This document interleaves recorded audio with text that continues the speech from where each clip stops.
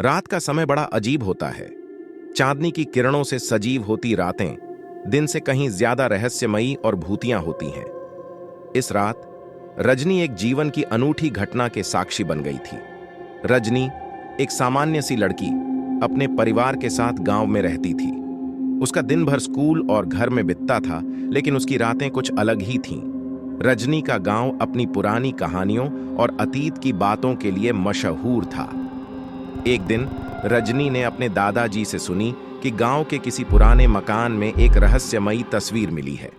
उस तस्वीर का वर्णन सुनकर रजनी की रुचि बढ़ गई और उसने अपने दादाजी से कहा, क्या मैं वह तस्वीर देख सकती हूं? दादाजी मुस्कुराए और उसे साथ लेकर वह पुराने मकान की ओर बढ़ा। मकान वृक्षों और कीचड़ से घिरा हुआ था।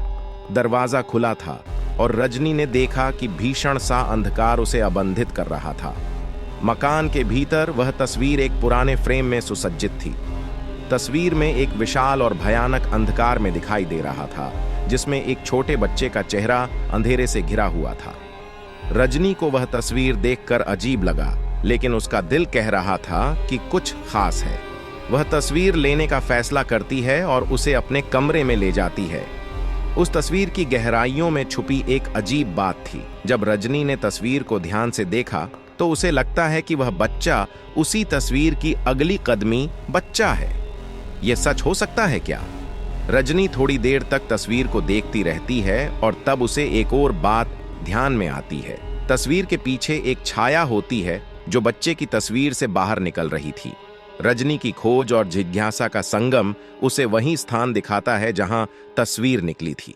वह वहीं बढ़ती है और अपनी चप्पलों की आवाज के साथ उस अंधकारी कमरे में पहुंचती है जिसे उसने तस्वीर में देखा था। कमरा एकदम सन्नाटा भरा हुआ था, लेकिन रजनी को लगता है कि कुछ बड़ा हो रहा है। उसने तौरबरे से देखा और वहां उसे एक बच्चा दिखता है जिसका चेहरा तस्वीर में था। वह बच्चा रजनी के पास आता है और कहता है, तुम मुझे देख सकती हो। रजनी का हृदय तेजी से धड़कता है और वह बच्चा उसके सामने दिखता है, लेकिन वह अंधेरे में होता है और उसका चेहरा सच्ची दुनिया में कहीं गायब है। बच्चा कहता है, मुझे तुम्हारी मदद की जरूरत है रजनी। मेरी आत्मा खो गई है और मुझे शांति नहीं मिल रही है।